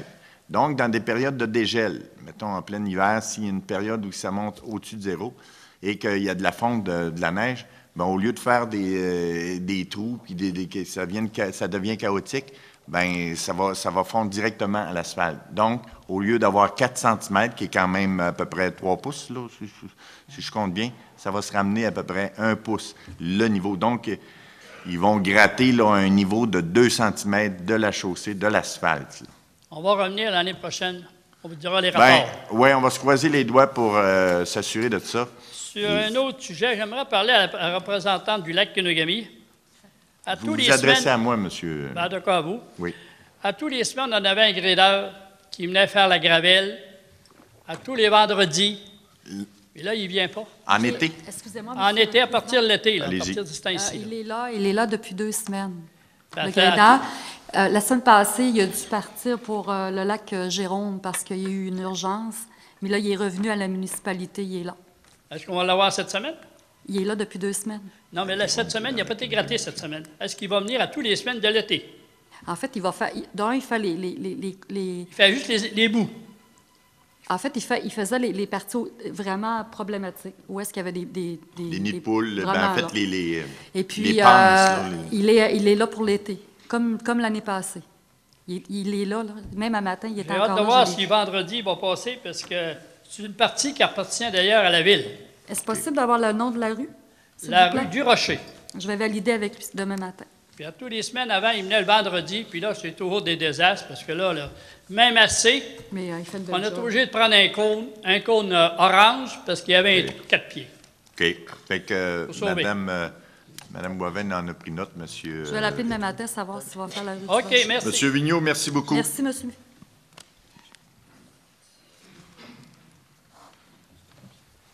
Bonsoir, Monsieur le Président. Bonsoir. Mon nom, c'est Marc Fortin. Je demeure à Chipcha. Je voudrais savoir, moi, de quelle façon que ça fonctionne quand vous dites qu'une dérogation s'en va en différé. Là. Oui. Quand on a discuté plus tôt. Là. OK. Puis, mettons qu'il n'y a pas entente entre les deux parties, qu'est-ce qui va arriver? Bien, il n'y aura pas acceptation de la dérogation mineure. OK. Et Puis il là, faut qu'ils s'entendent. C'est une condition qu'on vient d'émettre. Il va falloir qu'ils s'entendent. Puis j'ai bonne confiance que les gens mettent le gros bon sens là, OK. mettent de la bonne volonté là, pour s'entendre. Puis s'il n'y a pas d'entente, jamais, il n'y a jamais de dérogation, si je comprends bien. Bien, je pense que Y a-t-il quelqu'un qui finit par trancher ou bien... Oui, c'est conditionnel à qu'il y ait une entente. Fait qu'il va falloir que vous ayez une entente. C'est vous le propriétaire, monsieur? Oui, je suis un des propriétaires. OK. J'ai bonne confiance que je pense que si vous regardez la valeur marchande, puis faut penser aussi que c'est pas une partie qui est construisible. Vous pouvez pas mettre un garage sur ce coin-là ou tu sais. Puis c'est une pointe. Puis normalement les terrains c'est carré. OK? Oui. C'est pas comme ça là. Tu sais. Oui. Vous comprenez ce que je veux dire? Oui. Fait que je pense qu'on devrait rendre ce terrain-là, y donner une certaine conformité. Fait que je pense que ça prend de la bonne volonté des deux côtés. Puis là, ben, je ne veux pas vous conseiller là, de quelle façon. Ouais. Ça veut dire que là, il y a une condition à dérogation. Voilà. Tant que la condition n'est pas remplie, voilà. il ne se passe rien. Ça vous convient? Non. Je suis désolé.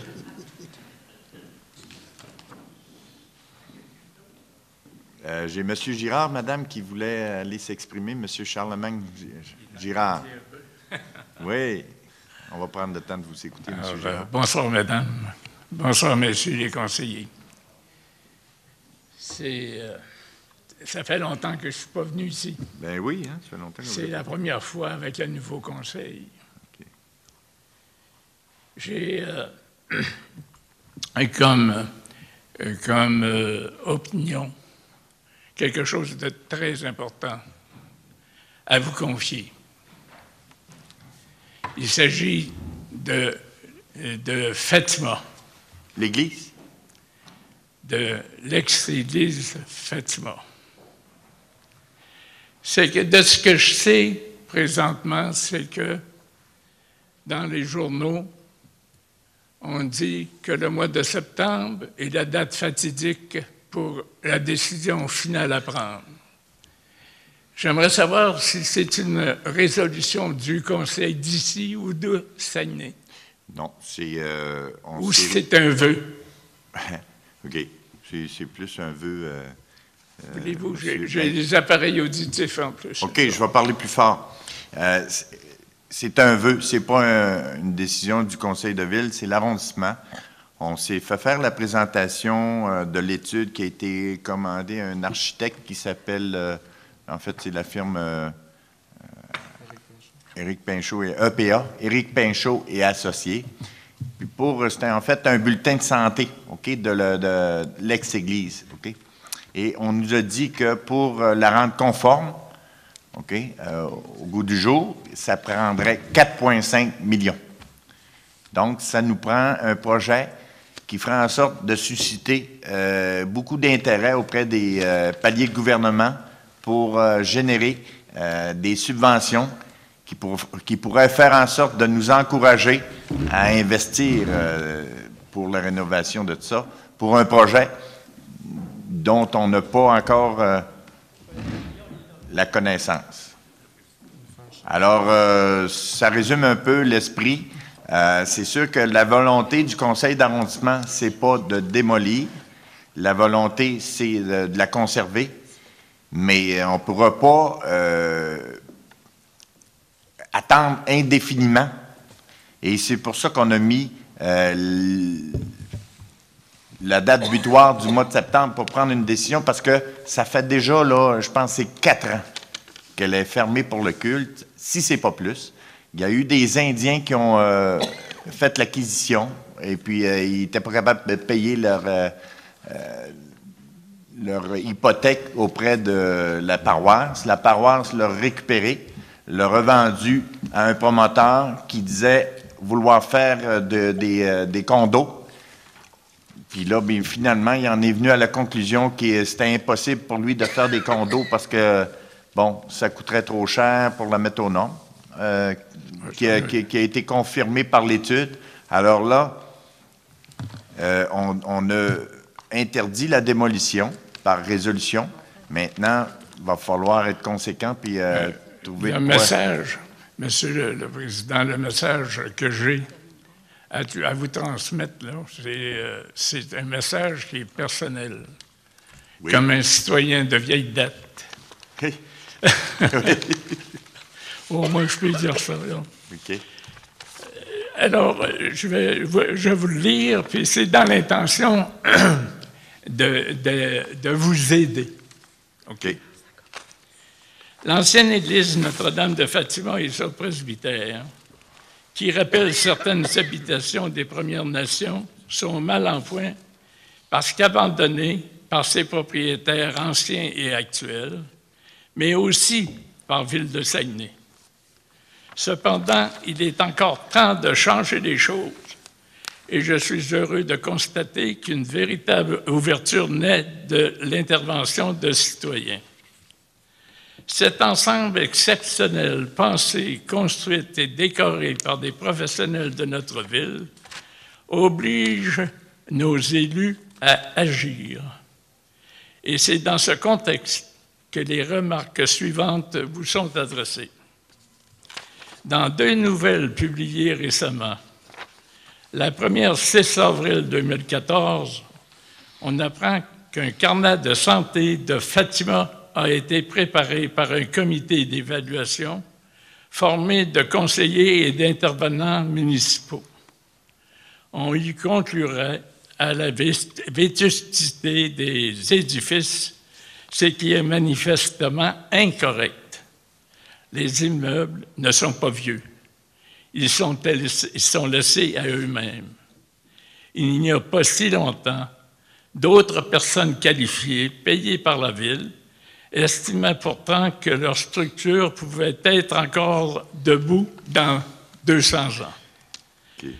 Dans la deuxième nouvelle, datée du 11 mai dernier, on annonce la création d'un autre comité et on demande aux citoyens qui désirent conserver Fatima de trouver une nouvelle vocation au temple religieux. On semble y poser des conditions préalables à la discussion qui omettent de tenir compte du règlement municipal de protection qui comprend non seulement l'Église elle-même, mais aussi son presbytère et les 3 lots qu'il couvre, qu'ils occupent. En suivant cette logique, le presbytère serait condamné et les condos jumeaux maintenus, oubliant du coup tout ce qui fut démoli. La Ville a l'obligation d'appliquer ces règlements. Or, le 7 mai 2006, Ville-de-Saguenay a voté le numéro du règlement qui vise la protection et la mise en valeur du patrimoine religieux et de l'Église Notre-Dame de Fatima et son presbytère en particulier. La Ville doit agir de manière proactive et non participer à la démolition d'un chef-d'œuvre négligé. Le 18 décembre 2013, une importante assemblée de citoyens invités à une soirée de consultation présidée par votre ex-conseiller Georges Bouchard a décidé très majoritairement de sauver cet immeuble sans distinction pour son architecture, ses composantes artistiques et ses vitraux imposants. S'il y a eu abandon par les propriétaires, la Ville doit les sanctionner et les poursuivre si nécessaire afin qu'ils répondent de leur négligence. Ça, c'est une solution. La Ville doit maintenant marquer son leadership en obligeant le propriétaire actuel à arrêter le développement débuté illégalement et maintenir une protection suffisante des lieux protégés par le règlement municipal. Monsieur Girard? Oui. Je m'excuse. Il y a des choses que vous mentionnez là-dedans qui sont inexactes. Il n'a pas débuté illégalement des constructions. Le promoteur, là, il est en toute légalité, là. Il faut faire attention. Il faut faire attention. Est-ce qu'ils ont eu leur permis? Oui, ils ont tout eu leur permis. Ils ont eu leur permis de la ville? Ben oui. Premièrement, monsieur... Et puis en plus de ça, monsieur Girard, écoutez-moi un petit peu. Si vous voulez, je vais continuer ma lettre.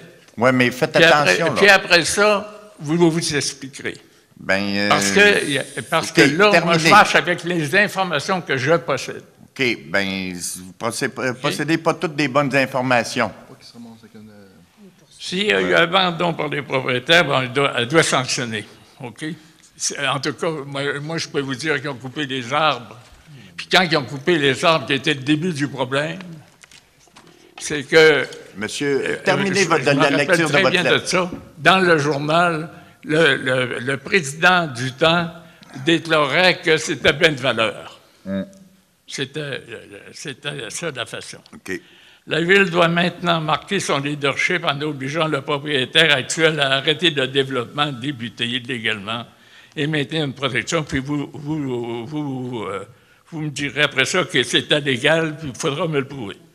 Il est maintenant connu par l'article publié le 11 mai dernier que le ministère de la Culture est prêt à envisager de conférer le statut de patrimoine national des édifices. La préparation de cette demande doit être une grande priorité.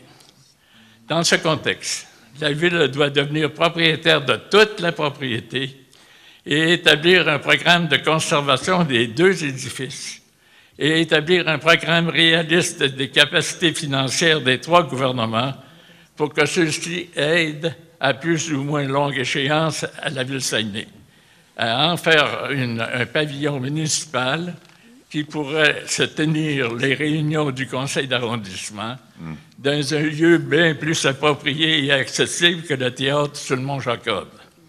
Pour agir immédiatement, le conseil d'arrondissement peut demander à Saguenay de prévoir le transport des coûts de la construction de la place des citoyens prévue au parc de la Rivière-au-Sable vers le parc Fatima. Je vous remercie de m'avoir écouté jusqu'à présent. Je suis prêt à vous écouter. Merci beaucoup, M. Girard. Merci. Moi, ce que j'aimerais, c'est que c'est bien beau ici. Oui. Mais ça serait bien plus beau en bas, avec un édifice qui était fait là, puis qu'on serait capable de conserver Fatima, que ce serait la ville de Jonquière qui l'aurait, puis qu'on arrête de construire dessus. OK. Vous avez terminé, Monsieur Girard, vous avez terminé? Oui, j'ai compris. OK. Vous pouvez aller vous asseoir, je vais vous répondre. Je vais vous laisser le temps de vous asseoir. Sachez, M. Girard, qu'il n'y a personne ici autour de la table du conseil d'arrondissement de Jonquière qui désire la démolition de l'église Fatima. On ne veut pas ça. Il y a une autre chose qu'il faut que vous sachiez. C'est que, pas le propriétaire actuel, l'ancien propriétaire, ils ont tout arraché là-dedans. Il n'y a plus de boîte électrique, il n'y a plus de fil électrique. Ils ont tout vendu ça pour le cuivre. Il n'y a plus de tuyaux, il n'y a plus de toilettes, il n'y a plus d'éclairage, il n'y a plus de chauffage depuis 4-5 ans. C'est plus chauffé, cette bâtisse-là. Quand vous dites qu'elle est parfaitement saine, là, ce qu'on a, nous, c'est un rapport, OK, d'ingénieurs et d'architectes qui nous disent que c'est pas en santé, OK? Quand vous dites qu'il y a M. Bouchard et en tout cas d'autres personnes disaient que c'était en santé, c'était pas en santé, OK? Ça prendrait plus de 4,5 millions. On n'a pas 4,5 millions. On avait un monsieur qui vous précédait tout à l'heure qui nous demandait si on avait de l'argent pour réparer les rues parce que les rues sont défoncées. Vous savez que avant de mettre 4,5 millions dans un édifice qui ne nous appartient pas, OK, qui a été vendu par les paroissiens de la paroisse Sainte-Marie parce qu'ils n'étaient plus capables de l'entretenir, il n'y avait plus les moyens. Les citoyens qui sont les mêmes personnes n'ont pas plus le moyen de l'entretenir. C'est ce que je comprends. Monsieur Girard, vous avez votre opinion et je la respecte et je la partage. Sauf que, d'un autre côté, il y a des gens qui me disent, aussi âgés que vous, puis je pourrais vous en nommer un, M. Albert Voyer, qui dit, « Bernard, touche pas aux églises, c'est pas votre responsabilité. » Fait que, d'un côté, j'ai vous qui dit, ben, regarde, sauvez l'Église. Je vous soumets, Monsieur le Président, Messieurs les conseillers, Madame et Mesdames aussi, c'est que je vous soumets dans ça que si vous prenez ce qui est prévu pour la rivière au Sable, comme étant la place du citoyen qu'on vous remet présentement, il y a de l'argent de prévu, là. C'est que cet argent-là, on la prend et on l'envoie là-bas. Je vous remercie beaucoup. Concernant le chauffage. Merci beaucoup, monsieur. Isolé. Non, oui. mais je vous réplique parce que je suis au courant de ça, je me suis informé. C'est que, concernant le chauffage, c'était un défaut d'isolation qu'il y avait. Il s'agissait seulement que de mettre une voûte dedans, empêcher de chauffer le toit, le pignon, ça ferait le grenier, là. Okay. Puis qu'après ça, vous faites vos séances d'ici, là-bas. Merci. Puis après ça, Merci beaucoup, M. Girard. Merci, M. Girard. D'autres personnes qui veulent intervenir? Madame, excusez-moi, on vous a fait attendre un peu, mais ça valait la peine d'écouter M. Girard. Ça vaut toujours la peine. Oui. Bien, M. Girard, c'est pour ça qu'on a pris le temps, puis qu'on a donné à vie publique, qu'on va...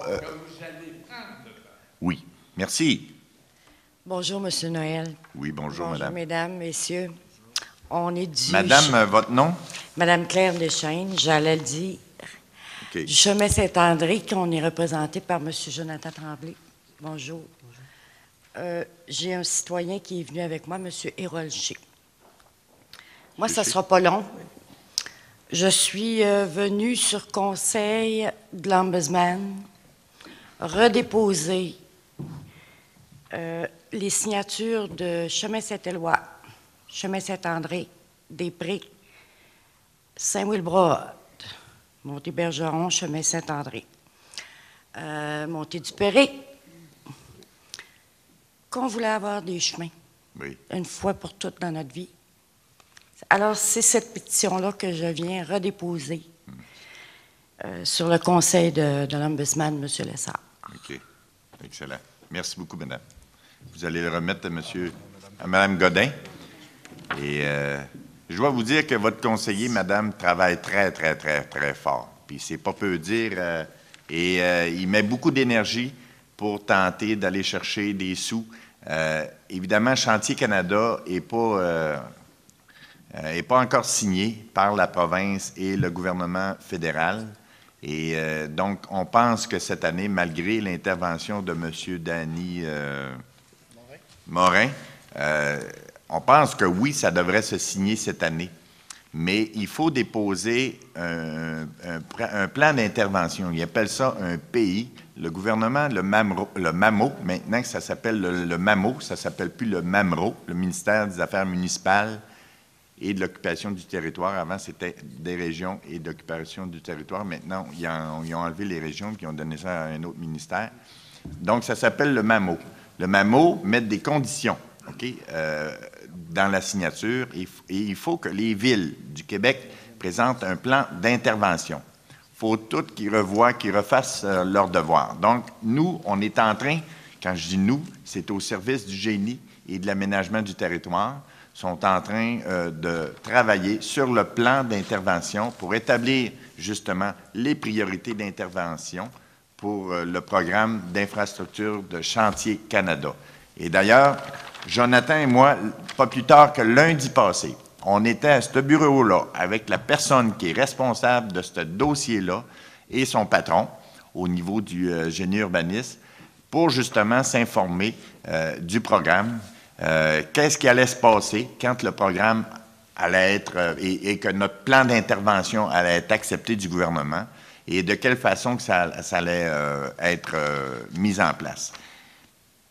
Maintenant, les argents qui étaient prévus pour cette année, pour la ville de Saguenay, 2014, on ne les perdra pas. C'est ce qu'on croit, c'est ce qu'on nous a assuré.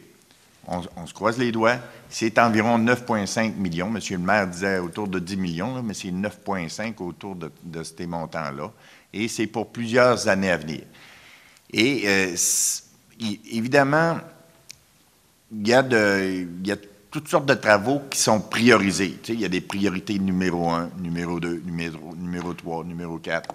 Mais c'est sûr qu'on va tout faire pour essayer de prioriser les rangs. Puis M. le maire aussi avait demandé à l'ancien gouvernement, on avait envoyé une lettre, M. le maire avait envoyé une lettre au ministre des Transports et maintenant a réécrit une lettre au nouveau ministre des Transports pour injecter de l'argent dans les rangs à Ville de Saguenay, parce qu'on le sait que les rangs sont maganés. Il n'y a pas seulement les routes municipales, les boulevards, les voies de transit, on sait que les rangs aussi sont bien maganés, puis sont bien... Je suis contente de voir que vous allez faire des efforts. Oui, ça nous fait plaisir, ça nous fait chaud au cœur. Okay. En même temps, je voudrais... oui, je vous remercie. Ouais. Et puis... il y a de l'eau dans notre coin que les gens n'ont pas. Moi, je fournis de l'eau à 3 maisons, présentement. Puis j'ai des animaux. J'ai été obligée de me creuser un puits supplémentaire pour leur laisser leur eau qu'ils prennent chez nous. Je pourrais les faire enlever, mais enlever de l'eau à du monde, non, ça se fait pas. Non. Puis d'ailleurs, votre ancien conseiller municipal nous a convaincus, OK, à l'arrondissement. On a investi, je pense, c'est plus que 5 millions de dollars du budget de l'arrondissement de Jonquière dans les rangs, aller jusqu'en 2011. Okay? Puis ce qu'on faisait, c'est qu'on prenait le surplus d'Hydro-Jonquière pour amener l'eau. Puis s'il n'y avait pas été là, ben, il n'y aurait pas eu autant d'investissements. Régent Laforêt vous a défendu, il vous a bien défendu. Et on a accepté, on l'a appuyé là-dedans, pour investir dans l'eau potable, dans l'étalement. Même si le gouvernement ne voulait pas, il n'y a pas de programme gouvernemental pour l'étalement urbain dans l'eau potable, dans les services qu'on appelle l'eau potable ou les égouts. Mais Régent a réussi à nous convaincre, puis on a investi les surplus d'Hydro-Jonquière dans ces programmes-là qu'on a créés. Là, j'ai confiance à M. Tremblay, à Jonathan. Ça fait déjà 2 fois que je l'appelle. Bien, moi aussi, j'ai bonne confiance que Jonathan réussisse à nous convaincre, à convaincre M. le maire aussi de faire un projet qui pourrait faire en sorte qu'on prolonge encore un peu l'eau potable. Oui. Je vais compléter en disant que, là, 2 semaines, j'ai rencontré les gens de Jonquière-Nord. Il y était au moins une 60aine là, dans le chalet des Loisirs. Je leur ai promis de faire au moins une rencontre par 6 mois. Pour donner, dans le fond, où j'étais rendu dans le processus, puis de mettre vraiment la situation comme elle est, que ce soit positif ou négatif. J'ai pris l'engagement de vous rencontrer, puis de toute façon, mon téléphone est ouvert toute la journée. J'espère que je vais le savoir, parce que là, je n'avais pas été mis au courant. Mais je vous appellerai personnellement. Je vais être là. Merci. Merci beaucoup. J'ai passé mon enfance dans le chemin Saint-André. On avait un chalet à Jonquière-Nord. Avec le docteur Lambert. Pas avec le docteur Lambert, ça. Oui. Alors, la levée de l'Assemblée est proposée par M. Claude Tremblay. Merci beaucoup. Appuyé par M. Régent Hidon.